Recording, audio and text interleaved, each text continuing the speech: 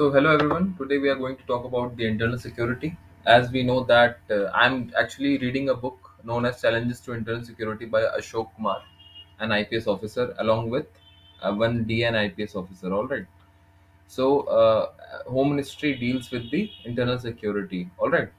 So let's go with the topic. This is the PDF which I have taken, and internal security. All right. Let's move.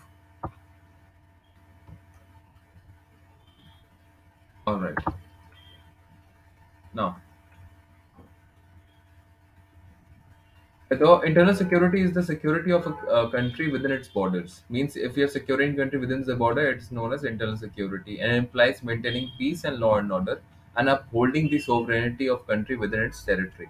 All right, that means we are holding the sovereignty of country within its territory. Now, external security is the security against the aggression by a foreign country. External security is solely the responsibility of armed forces of the country, while internal security comes under the purview of police, which can be supported by the central armed police forces if required. All right. So this is the difference between internal security and external security. Now, in my perspective, internal security is dependent on the external security, and the external security is dependent on the internal security. All right. The Ministry of Home Affairs (MHA) takes care of internal security, while the external security comes under the Ministry of Defense. Now, what are the classification of threat? All right. Now, Kautilya wrote in Arthashastra that the state can be risked from four threats. That is internal, external, internally aided external, externally aided internal. All right. As I told, India's internal security threat perception are a mix of all four threats. All right. India is facing all types of threats, all four types of threats. Now, event in Sri Lanka, Pakistan, Bangladesh, Nepal, Myanmar have directly or indirectly linkage in our internal security. Today's information and digital age security threats, both internal and external, are interrelated and cannot be in isolation from each other. All right. Then, if we talk about the attributes of internal security, we have to secure the territory integrity and protect the internal sovereignty and maintain domestic peace, prevalence of law and enforcement, rule of law and equality before law, law of land should protect everyone irrespective of the status, absence of fear from the feared implying individual freedom from people as guaranteed by the constitution, and peaceful coexistence and communal harmony. Now, what are the major challenges of internal security? Now, India's internal security has multiple due to its linguistic riot, interstate dispute, caste, ethnic tension. And in 1956, the country was forced to redefine its inner state boundaries due to linguistic riots. All right. Now, what are the major challenges? The terrorism, internal and domestic, both types of terrorism, JNK militancy and terrorism. All right, insurgency in northeast of India, and left-wing extremism that is known as Maoism or the Naxalism, and organized crime and its nexus with terrorism, communalization, and caste and ethnic tension, regionalism and interstate dispute, cyber crime and cyber security, border management, and coastal security. All right. Now we will study that how Naxalism, terrorism, and militancy everything came up. Now, in 1960, there was a saw. 1960, we saw the rise of Naxalism, and where it was in the Nagaland, in the revolts of Nagaland, and which spread across the Mizoram, Manipur, and Tripura. Actually, the Northeast wanted to get some freedom, and they didn't want it to be part of Indian sovereignty. All right, and but we have failed in many other counts, and poverty, unemployment, and underdevelopment prevails in country. All right, and Maoism, nationalism, and left-wing extremism. These are all same. And there was I have also put it as sticky notes for the rise of Naxalism in 1960, rise of terrorism in 1980s, and rise of militancy in 1990s. All right, we have talked about it already. Now, in 1980s, witnessed the growth of terrorist movement in Punjab, aided and abetted the Nostrile negotiation. Neighbor, the 1990s saw the beginning of militancy in Kashmir, which has slowed among the pan-India phenomena, with the onslaught of international terrorism in the hinterland during the past decades. The rise of Indian Mujahideen have been another dangerous phenomena in the last decades and has been supported by the unfriendly neighbors as well as becoming clearly evident during the 26/11 terrorism attack in Mumbai. All right. The transnational organization crimes mafia have given further boost to internal terrorism for forcing linkage between the organized crime and terrorism. Their funding and modulus operandi have mainly been arms smuggling, drugs trafficking, hawala transaction, money laundering, as well as pumping of fake Indian currency notes to different parts of country. Now, cybersecurity is the latest challenge, and it is the most vital. Our vital installation are now based on the cyber systems, and which are fatal to our economy as well as our security. Now, the phenomenal growth of internet and mobile communication has demonstrated the social media can play a vital role in spreading disinformational and fanning violence. All right, the enemy will use other means to achieve its nefarious design, targeting the civil society to create political instability, exploiting social, economic, religious, sectarian fault lines, mounting perception battling using psych wars, that is psychological warfares. Now, psych war is something fourth generation of warfare, and concept of conquering land is being replaced by concept of controlling the minds of the civil people using the psychops, and the one who controls the civil society would ultimately rule the world. Groups are globally networked as opposed to Indian police, which find difficulty in even networking at national level. Now, weak border management can result in infiltration of terrorists and illegal migration, smuggling of contraband items such as arms, drugs, and counterfeit currencies. And there will be an increase in hostility against the illegal migrants in the northeast. And from which region? The Bangladesh, the Myanmar, and the China. And what are the factors responsible for internal security problems?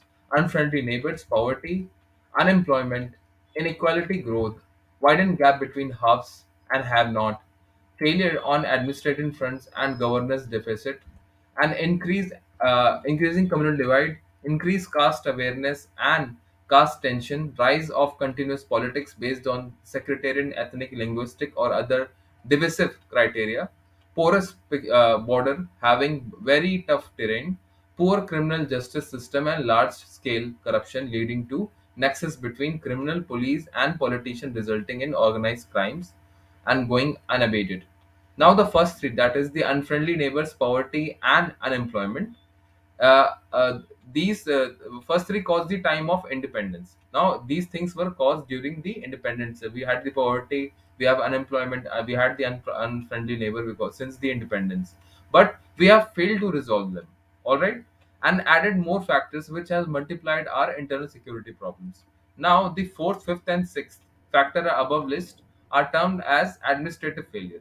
All right, that is inequality growth, means there is administration failure, widening gap between haves and have not. People what they have and what they not have. It's because of the poor administration. Then failure of administration front government deficit. It's against the problem. Now the seventh, eighth, and ninth could be done through partisan policy. All right, that is increasing communal divide, increase in caste awareness and caste tension, rise of continuous policies based on secretary, ethnic, linguistic, and diversity criteria. And the last two, the porous border having wide, tough, and terrain, the poor criminal justice system, and large system of corruption leading to nexus between nexus, criminals, police, and politicians, resulting in organized crimes growing unstable. These last two are attributes pronounced as the deficit of the governance. All right, the declared policy of Pakistan ISI to bleed India with 1,000 cuts proves the points. Means these are problems to internal security, and these all leads to 1,000 cuts, which result in poor administration and not having a secure internal security. All right.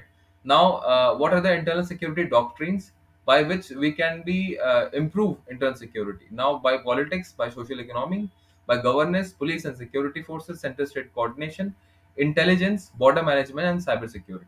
Now, politicians, but now when it comes to political doctrine, there are sessional, separatist, and even regional in nature. All right, and it has to be tackled sessional movement with heavy hand. Separatists should have kept in distance, and we need to clear policy and stringent laws to deal with such elements. And regional aspect and ethnic groups could be reasonably softened and sympathized in hand. Now, when it comes to social and economics, we are dealing with problems like poverty, unemployment, and displacement. These can be done through better administration and economic policies, and we should analyze the factor causing the social economic grievance and address all connected issues.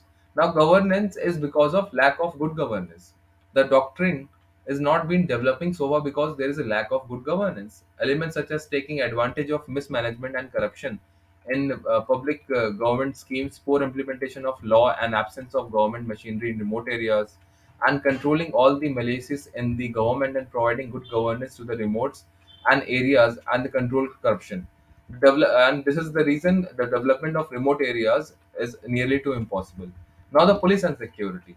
Now, agitations and directly against the police and security forces, that is, they also demand the removal of Armed Forces Special Protection Act in AFMC, and police needs to be sensitive so that it becomes pupils friendly. All right, police reformation, so police is seen neutral, transparent, and professional body.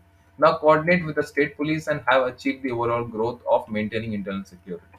Now, center state relation and the coordination is also another doctrine, and if there is lack of center state coordination, will lead to poor intelligence operations. All right, we will deal with intelligence as well as operation failure. There is lack of institution framework which results in center state coordination problem, ensuring the synthesis of energy. Now, intelligence, what problems we are having? We need to have defensive as well as offensive intelligence framework, utilizing the implement threats and taking proactive steps. And need to have regular institution frameworks to compile, collect, and act of intelligence received for various agencies, multi agency center. MAC has a big good beginning in the direction. Now, border management. The country has a land border for around 7 countries, and which stretch around 15,000 kilometers. Now, infiltration problems through Punjab and Kashmir, illegal immigration problems through Bangladesh, and smuggling of weapons through Indo-Myanmar border. Kashmiri militants have taken shelter in POK. Northeast extremism are taking shelter in Bangladesh, Bhutan, and Myanmar. Infiltration by terrorists, illegal immigration, smuggling of weapon and drugs, coastal security also special attention, and we need to ensure that the role of Navy, Coast Guard, and the coastal police are clearly defined, and all of them work in harmony with each other. Now, cybersecurity, the future war will not be a traditional war, all right, and it won't be fought in land, water, and air. Cyberspace will be the theater of warfare in 21st century. A solid doctrine on internal security needs to cover this front. All right. Now, the external security of India, though we do not have to talk on it, but we can discuss as it is also part of our country. Now, Pakistan borders and China borders we are merely dealing with the external security. Army chief have said that two and a half front border. We have two and a half front. That means Pakistan, China, as well as terrorism, internal security, and proxy war. Now, the challenges of the external security are challenges from the neighborhood, development in the Middle East, maritime security, militarization of space threat for the cyberspace, intensification of competition for scarce resources such as energy and strategic mineral. All right. Now, the Achilles heel for Indian foreign policy have always been the country's troubled relation with the neighborhood, like Sri Lanka, Bangladesh, Myanmar, Maldives, Nepal, Bhutan, China, and Pakistan. And the key issues: controlling of Kashmir terrorism and infiltration through the porous border. China carries on its policy for proactivation, aggressive expansion. Then there are ethnic violence, oppression of minorities, and India has harbored the Chakma and Tamil refugees being from Bangladesh and Sri Lanka respectively. Myanmar is important too India as it looks counter Chinese presence in Southeast Asia by creating its own sphere of economic zone. India and Nepal shares unique relationship, and they have open border, deep-rooted people-to-people contact and kinship and culture. And bilateral relation between India and Maldives have been friendly and close in strategic, economic, and military operation. All right, but Maldives, despite being a 100% Sunni nation, now it is have been more inclination towards the Pakistan-based madrasa and jihad groups. When it comes to Middle East, India has maintained a strong relationship with Egypt, and both the countries have become founder of non-alliance movement during the Cold War. India also maintained bilateral relations with Iraq, Iran, Syria, and Gulf states, dating back when the Arab spice trade dominates the region. All right. If we talk about the maritime security challenges, with 11 maritime states and island territories, India probably have more seafaring people than most of the European countries. India's maritime security challenge covered the entire range from low intensity conflict and piracy. Shift of global maritime focus on the Atlantic Pacific combined to the Indo-Pacific continuance. Indian Ocean region in India's national security calculus have greater increase in the post-Cold War era. The piracy, terrorism, trafficking, and human trafficking, the impact of environment degradation, resources depletion, climate change and natural disaster, weak states, and failing institutions. These are the problems of Indian maritime security. Now, when it comes to militarization of space, we have to improve the production of satellites against any some threats, but satellites will remain easy target for the space weapons designed to kill on impact. India's space program has very strong civil roots, and it begins as a means to assist the India in its development, and it's mainly focused on improving the daily life of citizens. But it has taken turn with drastic shift, and the country has adopted a more militarized attitude, as exemplifying by increased efforts by India to create an indigenous ballistic missile program defense system. Now, successful demonstration of Shakti missile in March 2019 makes India the fourth country in world to have capability of destroying a satellite in low orbit aircraft (LOA) after US, Russia, and China. Now, we will talk more on the cybersecurity on the later chapter. And if we talk about the intensification of competition for scarce resources, some security analysts have depicted that Bay of Bengal and its significant deposits of natural gas as future source of Sino-India conflict. China has secured a major natural gas deal with Burma and may conclude one with Sri Lanka soon. Water, meanwhile, the key factor in border tension between India and China. These tensions center around one of the region rare water-rich areas, particularly Arunachal Pradesh, and strategically significance of Arunachal Pradesh. Therefore, goes beyond the issue of territory. And finally, India is alarming by China's dam building on Tibetan plateau, including the Brahmaputra, which flows downwards into the lower Ripon in India. All right.